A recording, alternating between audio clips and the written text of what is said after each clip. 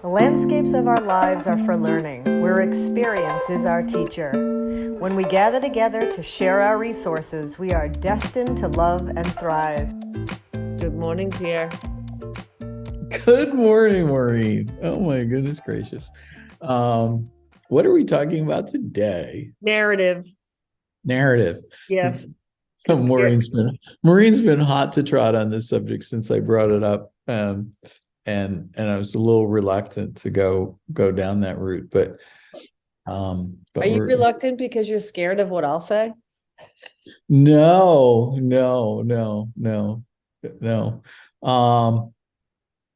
The podcast is focused on mind, body, spirit, but so politics tends to bring us into just a lot of divisions, and yoga's about unity. So that was a bit of the nervousness, and not for me to talk about it. It's just I just don't want to contribute to like divisions. But I'm gonna Whoa. Can I stop you for a second? Sure. Okay. Politics and yoga being opposites. Unity and so politics just means disunity. And are we loosely using the term yoga as union to kind of apply to this? I don't know if that's 100% accurate or I don't disagree with that, but that's kind of where my feelings were. I have had this feeling that I'm not going to contribute to conversations that are divisive. I mean, I like conversations where people have different points of view, but there's so many triggers in society now that just, for me anyway, triggers for what? Upsetness, dysregulation, like getting angry. Was that what you're worried about? What do you mean? Yeah, there's a progressive and conservative side where people just don't see eye to eye and really can't, as far as I can tell, have a conversation. I mean, they literally cannot have a conversation. Right. I think, is that what we want to talk about? Is like the fact that we're not having conversations. It's just sides facing off and attacking each other, or one-upping, or that's what it's become. Yeah, I think that's where this came from. One day a few weeks ago, I was thinking about the word narrative, and I know how much you like words, and sometimes, as we do when we do our practices, when we get a word, we explore it a little bit. And you were saying that it's kind of like a fancy word for story. The insight that I had into the word is it's a story with a moral. And I don't know if this is correct or not, but this is where this is where I'm going with this podcast and this word. When my grandparents or my parents told me this story with a moral, like Chicken Little and the sky is falling down, or a stitch in time saves nine. Those are kind of like, I don't know what those are, but there were narratives, and they related to morals. They were sort of set pieces that you were taught. And I think what's happened is media and influencers, and even before there were social media influencers, we started to use this word narrative, and it's evolved from, if I hear a narrative, which I'm interpreting to be like a moral story that I live by, or some sort of socially communicated truth that's been boiled down for us to understand something. And if I hear that from my parents or my grandparents, I kind of take that forward. Like, if one narrative was Because they're a trusted source.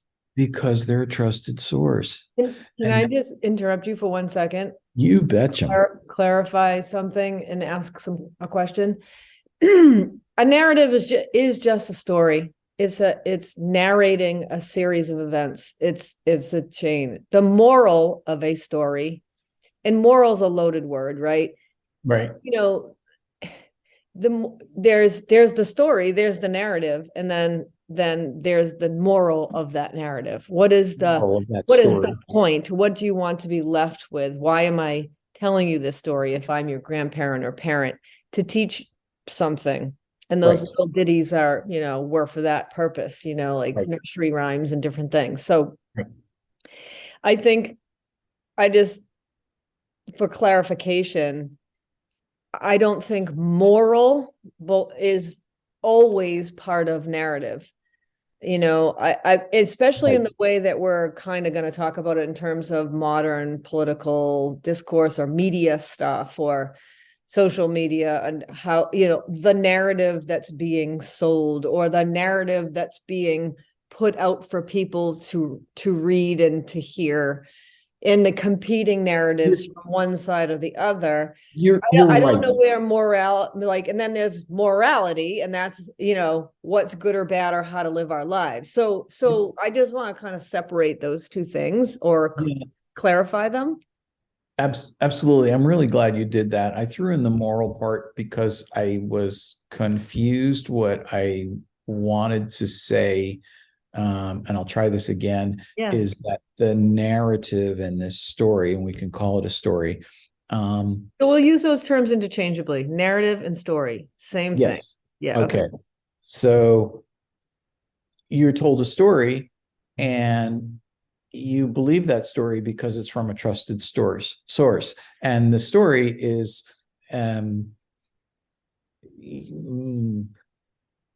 it's not real life. It's kind of a condensation of real life, and it has or an interpretation or perspective. Right. And it's from a trusted source. And because it's put in story form, like a fairy tale, Little Red Riding Hood, and and then you have stories that we grew up with about, certain people with different color skin are not good, or certain people with different beliefs, that's not good. And there are many of these stories, and now because they're so effective in moving people towards something, and I see how that has been hooked up. It has been over centuries, but now manipulating people to making them think and believe and make choices based on those beliefs. Yeah. And stories are an accessible way. I mean, stories are the way we actually communicate all the time. Right. About the Bible too, like everything, right? This, all the stories of, and even the stories of ways, how to behave as a little kid in your house, when somebody says something that they shouldn't say or do something they shouldn't say. There's no crying. Boys can't cry. Those kind of stories. Mm-hmm. We also live by those. Or, you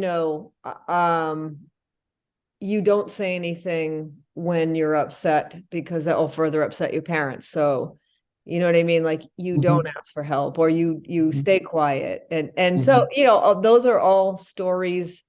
That's the story in my family. That was the story of the family dynamics kind of thing. Yeah. And we're shaped by those. You're absolutely right. Stories are everything from the Bible to last night's, dinner where people told stories. And I'm going to contrast that to what we're doing, which is learning conversation. And in a conversation, and I'm so proud of this podcast, one person says something, another person asks a question, and those questions and statements go back and forth, and there's really no story. It's kind of this big mess.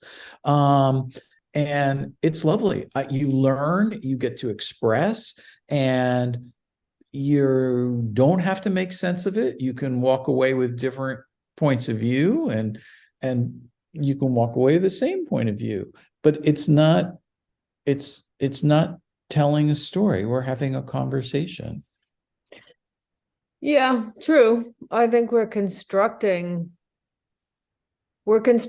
something in the moment. And like even this, we said, okay, we just hitting the button and we'll just start with this word narrative. And that's what we do with our word podcasts that are shorter and see where it goes. So there's no predetermined narrative arc, a beginning, middle, end. However, there is a beginning, middle, end when we're done, when we've completed it. And then this podcast is in the context of all the other podcasts we've done. And we do have themes, our podcast isn't about everything. And it is, for the purpose, we have a purpose of just wanting to share new information and resources with people that might be helpful or interesting in some way. Or give people things to think about, the power of words and the power of conversation and how it's done. And so we, there is still a story there. Yeah, You know what I'm there is. saying? But I know I also hear That's kind of my point. Conversation, dialogue versus narrative. That's kind of my point. You said there's a story here. Mhm. There is a story here, and wherever there's a story, somebody is making kind of a point.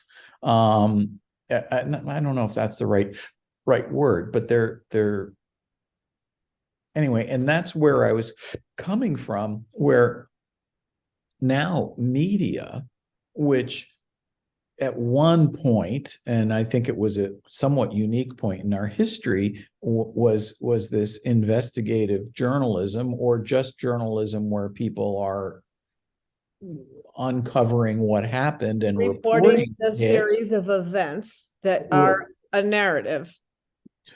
That's the definition. Yes, right? Yes, but that now, instead of telling the story of what happened, it's moved into the story of what should happen, and kind of this, I think it's audience driven. I think it's revenue, advertising, and audience driven. I think all the media, whether it's Fox or MSNBC, they 95% of each of their audiences are either left or their right. audience. And so you're giving, the media now is giving people what they want to hear. Right. They're not reporting what happened, or they are reporting what happened, but in a way that's palatable and desirable and readable to their specific audience. And so it's not for everyone. It's not for the broad audience of everyone, because and that's the problem. And it's okay, no, it's fine if you know that. It's just knowing that you can still watch the news, you can still watch CNN, you can still watch Fox, but you at least know, like, that's the angle, like that's the frame is going to be what it is. Right. And not I think useless, but you just no. have to, right? It's like no, it's not. It's you're right. You have to be a little bit aware of it. And we're living through a unique time where, there was kind of like Pax Americana, and reporting tried to raise itself to higher levels. If you go back to the Civil War and you read newspaper articles about Lincoln, oh my God. I mean, it's crazy. I mean, talk about narrative and points of view and just yellow journalism and all the rest of that. I mean, crazy stuff. Yeah. Well, we're and this comes down to the mind body thing with us. We're emotional mammals. We're emotional mammals, and you and I were talking about the disgust response and how that impacts cognition and perception and how we interpret things. Our bodies are always, the insula is always figuring out what's going on in here and reporting to the prefrontal cortex. And it's not like, people are subjective. Even if you're the most quote unquote objective reporter, if you're a person, there's going to be some impact. I think it's just a level of awareness of that. And then collaboratively with a team of editors, you check each other. You try to collectively check. And that's how journalism used to be, a newsroom with editors and fact checkers and people, you know what I mean? And now reporters are sent out to get the story for their particular audience. And there's not a lot of fact checking. It's a lot of claim making and statement, and to see the narrative that the audience expects and almost demands. So that's a different kind of journalism. That's a different kind of, that's towing the narrative that of whatever, news organization you explained it. I mean, that was a tour de force, really. I mean, when you think about that, where you started, and our emotions and how humans are not just they're thinking machines for sure, but we're emotional machines. We've been wired for certain things like disgust to keep us away from stuff that's bad, like a poison mushroom or something. And then you took that right into modern day journalism. That's amazing. And anywhere there's what we're talking about. Anywhere there's people, like, you have to talk about that, so and then the audience's response. Okay, the audience's response to a narrative. And then you and I will read a story, and then you and I talk about it, and other people, and then that's what, like I was listening to a podcast on circadian clocks, and the doctor was talking about whenever 500,000 years ago, and when we made fire, that we're mammals, but what makes us different is, like, we make fire, and what do? We sat around at the end of the evening, at the end of the day, after foraging for food and doing everything we needed to survive, sit by the fire collectively, because not everybody had an individual fire. There wasn't enough resources. Everybody came to the town square and gathered around the fire. And what did they do? They were different. This guy said they were different people at night than they were during the day.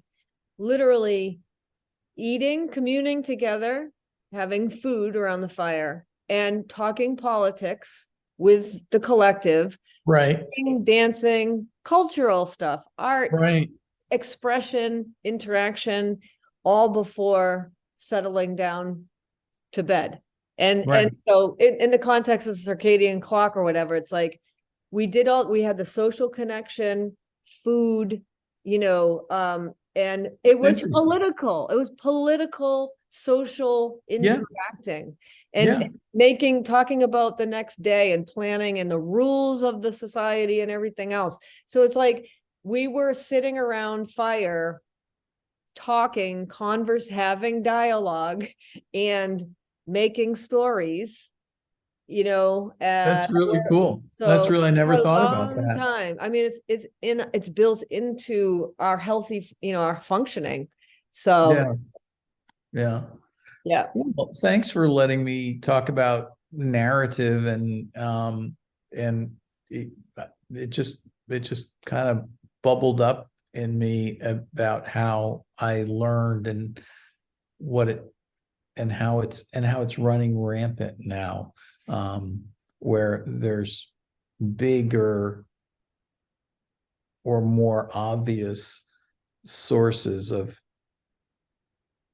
institutions selling narratives. Well, I mean, that's a whole other podcast or whatever, but about institutional control and power over the narratives, that some narratives get buried because disinformation or misinformation narratives get thrown out there to bury some story that doesn't. Who writes history kind of thing. It's a big power play, and it's dangerous times. I mean, I think we've mentioned this about, like, big data and big government. And if we don't have the press, if we don't have the people reporting, The fourth estate. where, right, that was always the people's power, was the Right. press. And so the compromising of free speech through these technological tools and power plays, dude, it's scary. Like it's a big, Yeah, whenever new technology comes around, it really ruffles in the things up. hands of people, in the hands of animal mammal people. It's right. It's not just a tool. It's in the hands Right. of people No, people, yeah.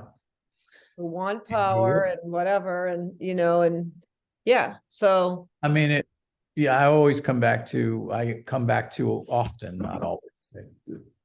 One of the items I'm working on in learning conversation. yeah, I often come back to Martin Gilbert and his History of the 20th Century. Great author, wrote the biographies of Winston Churchill, but he lays out the history of the 20th century and the new technology of radio and the rise of the socialist and fascist states related to technology, and how that all just worked like yeah. gangbusters essentially. And we got a couple of world wars out of it. So yeah, I think there's Eisenhower there's some famous kind of quote about something, some warning that he talked about. Oh, that was the military industrial complex. Yeah, and there's something about some inference also about tech, but yeah, it's wild times. And here's a little tidbit about Eisenhower. And you want a little tidbit about Eisenhower? who doesn't want a little tidbit about Eisenhower? Yeah. on our learning conversation podcast. Sure. I just love it. He goes to West Point. He gets out of a little small town. Forget where he's from, Texas or Kansas, somewhere. And he goes to West Point and he plays football and he gets injured. And he goes to West Point when it's the Army's institution, and they ride horses. I mean, they're the cavalry when he went to West Point. And so anyway, he graduates from West Point, and he's got this bum knee, and the Army didn't have any money because it was post World War I, and they didn't want to pay these pensions, and it was kind of a mess. So the commanding officer at West Point basically he's going to be posted to like some island at a lighthouse or something, and he says he's not going to take it, but and the commandant doesn't want to appoint him to anything having to do with a horse because he's got this bum knee. So Eisenhower, so he has no Army career in front of him. And the commandant says to him, well, what are you going to do? And Eisenhower tells him that he's going to go to South America and Brazil, ride horses and lasso cattle. And the commandant, kind of gets the message, something happens, and he creates a job for him, and so that he can stay in the military essentially, because he can't go out. The commandant doesn't want him riding horses and pay his, like this pension if he gets injured or something. He sends Eisenhower and another person in like a Model T to drive cross country. This is his assignment. Nice. And what does Eisenhower do when he's president? The interstate highway system. Oh, yeah. Oh, fun fact. Yeah, fun fact. It's Fun Fact Friday. Fun Fact Friday. Well, anyway, let's wrap this one up with that. Who are you and who am I, and how do Maureen, Landscapes for Learning. Learn how to live and live to learn.